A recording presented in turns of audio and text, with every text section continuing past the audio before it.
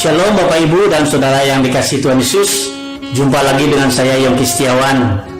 Saudara yang terkasih dalam Tuhan, kita patut bersyukur di masa sulit seperti sekarang ini.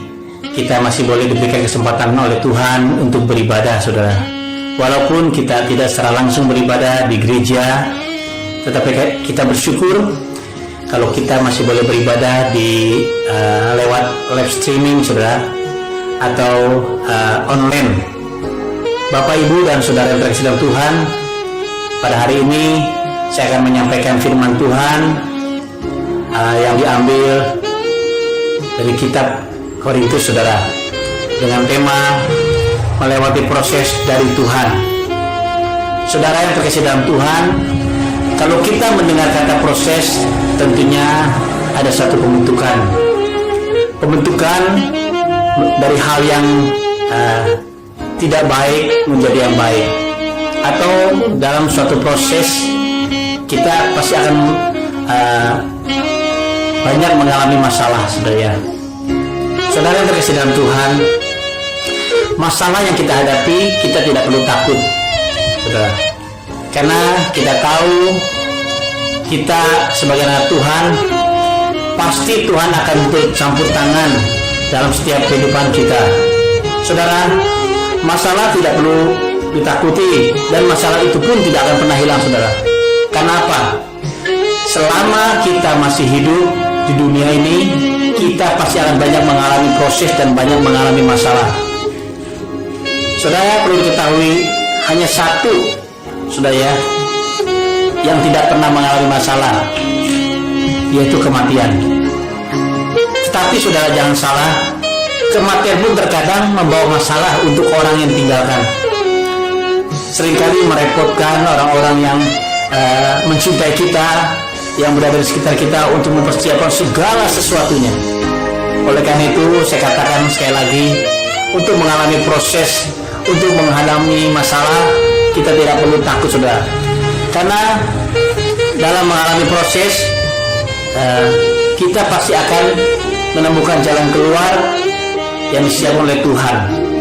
Saudara yang terkasih dalam Tuhan, proses itu dikatakan di sini, saudara, ada dua macam, saudara, yaitu proses seperti di padang gurun, saudara, yang diizinkan Tuhan agar kita naik level atau mampu melewatinya. Dan kedua adalah proses padang gurun akibat dosa kita sendiri. Saudara yang terkasih dalam Tuhan, sebagai contoh proses yang harus kita hadapi, saudara, saat sekarang ini, yaitu kita sulit keluar, sulit beribadah, sulit bahkan untuk memenuhi kebutuhan kita sendiri. Kita sulit keluar kemana-mana karena pembatasan wilayah yang diberikan oleh pemerintah, saudara. Saudara yang dikasih Tuhan Yesus, kita tahu, saudara, dalam mengalami proses ini kita harus kuat, tidak perlu gentar. Kenapa saya katakan kita harus kuat? Kita lihat sebagai contoh, saudara, di dalam tokoh-tokoh Alkitab seperti Yusuf, Ayub, dan juga Abraham. Saudara, kita melihat, kita mendengar, bahkan kita pernah membaca kalau kisah tentang Yusuf, saudara, yang dibenci oleh saudaranya, bahkan dibuang, dijual, saudara. Tetapi lihat kesetiaan Yusuf terhadap proses Tuhan yang diizinkan terjadi pada dirinya, sehingga ketika melewati proses tersebut, ketika Yusuf berhasil mengikuti proses yang diberikan Tuhan dalam hidupnya, akhirnya Tuhan mengangkat hidupnya, saudara, menjadi orang nomor 2 di Mesir, saudara.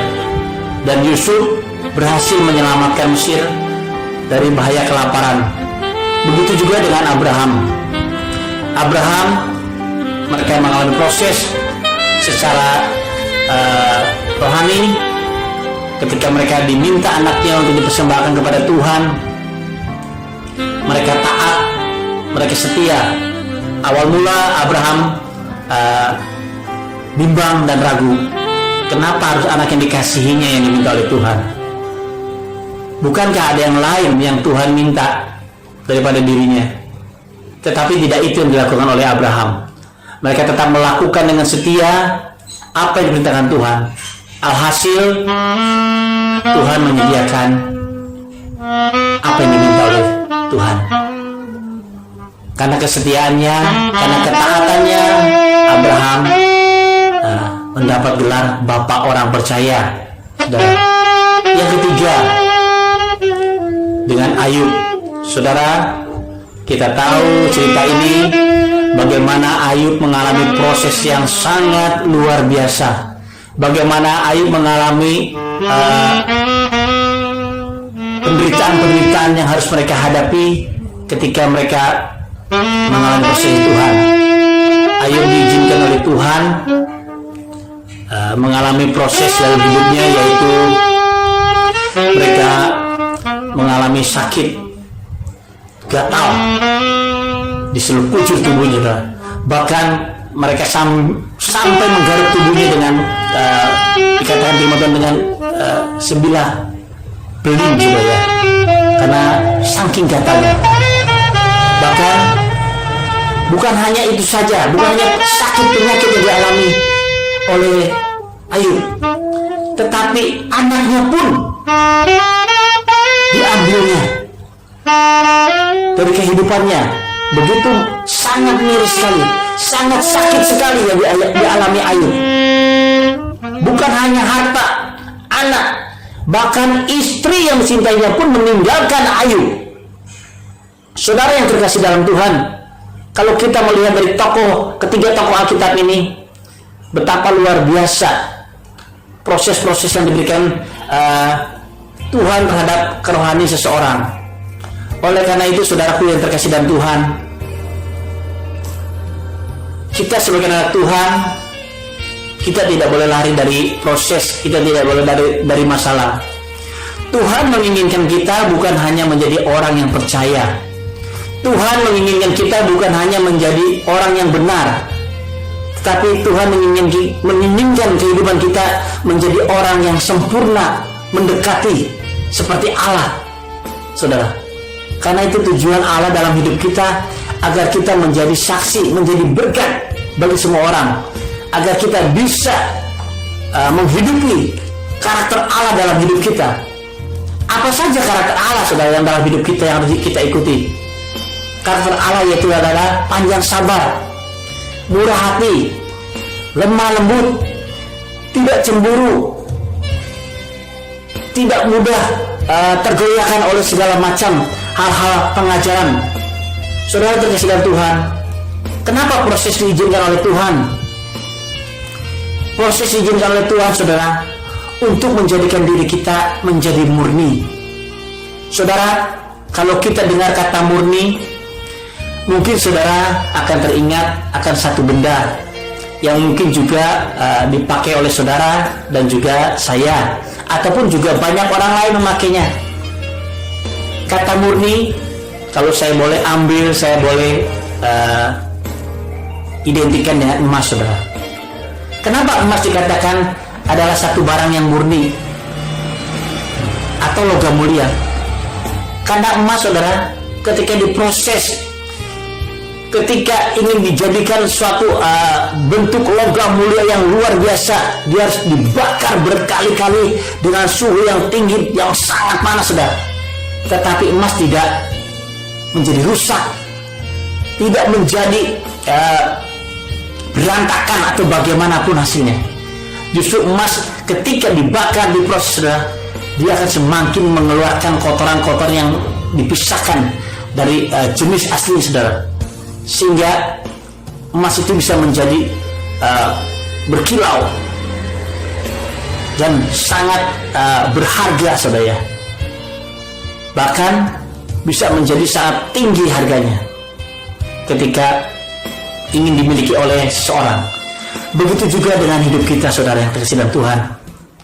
Untuk kita menjadi anak Tuhan yang setia, kita harus mengalami proses yang sangat tidak mengenakan mungkin bagi kita. tetapi itu indah di mata Tuhan. Saudara yang terkasih dalam Tuhan, untuk kita menjadi murni, saudara, kita harus mengalami proses seperti hati yang bersih.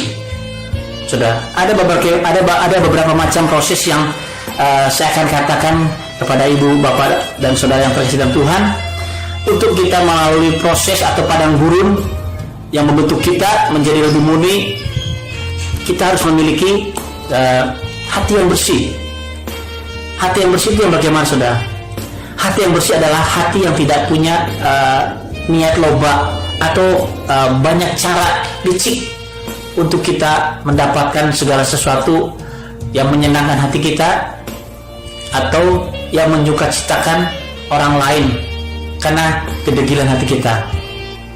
Itu adalah salah satu proses untuk kerohanian kita, untuk kita menjadi murni, menjadi berkat bagi orang lain, saudara. Yang kedua, untuk kita menjadi anak Tuhan yang baik dan benar, untuk kita menjadi anak Tuhan yang militan dan bisa, saudara, bukan hanya hati yang bersih yang harus kita miliki, tetapi juga kejujuran dalam segala hal, saudara. Kita anak Tuhan seringkali tidak jujur dalam menghadapi masalah, dalam menghadapi ujian, terutama bagi para businessman atau anak Tuhan yang bergelut di bidang usaha. Seringkali maksud saya, banyak anak Tuhan yang melakukan berbagai macam cara dengan ketidakjujuran. Seperti misalkan saya kasih contoh, kalau orang yang membangun rumah yang seharusnya menggunakan bahan-bahan yang berkualitas nomor 1, mereka mengganti dengan nomor 2, nomor 3, bahkan yang tidak berkualitas sama sekali, yang akhirnya menimbulkan kerugian bagi orang yang membangunnya atau bagi orang yang membutuhkannya. Hal ini sangat tidak baik dan tidak dibenarkan, saudara. Ini adalah salah satu contoh-contoh singkat, contoh-contoh yang sangat umum. Yang ketiga, saudara, untuk kita menjadi anak Tuhan yang benar, yang berkenan kepada Allah, Allah juga memproses kepada kita. Tuhan juga ingin kita taat. Kata taat, saudara, adalah kata yang mungkin kedengarannya biasa, tetapi sangat sulit bagi anak Tuhan untuk kita lakukan. Banyak anak-anak Tuhan yang tidak taat, sudah. Taat dalam apa? Hidup dalam kebenaran.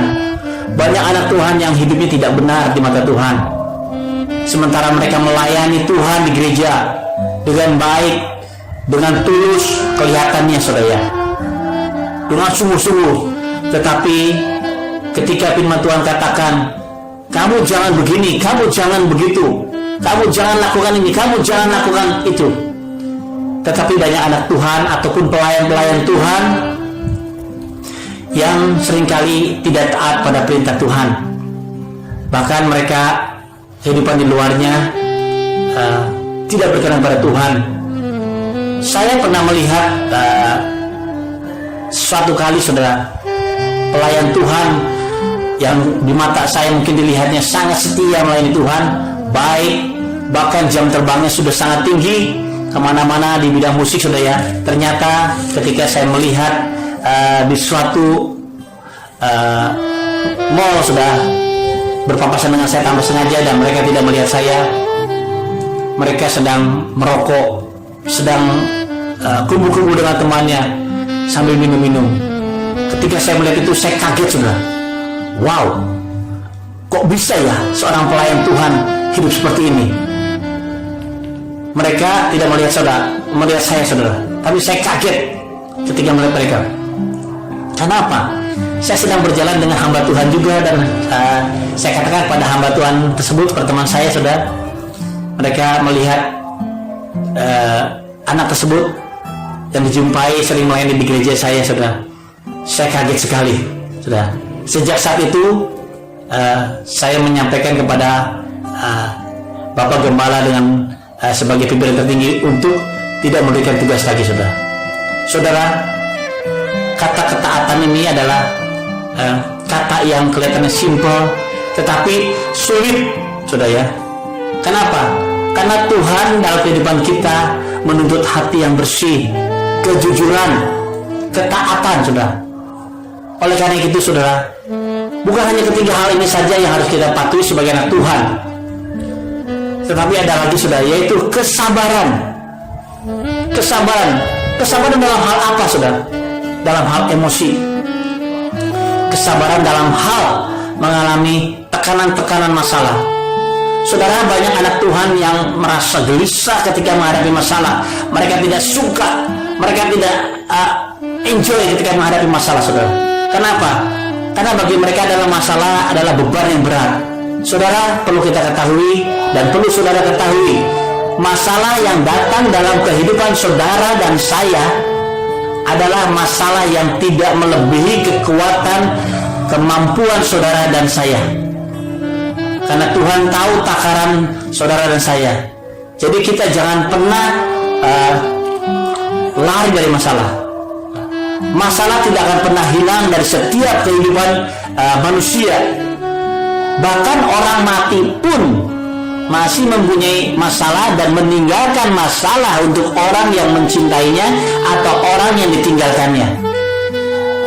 Saudara yang terkasih dalam Tuhan, oleh karena itu saya berkata melalui firman Tuhan ini,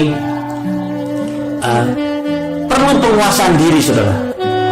Di dalam Korintus 9, saya akan bacakan, saudara.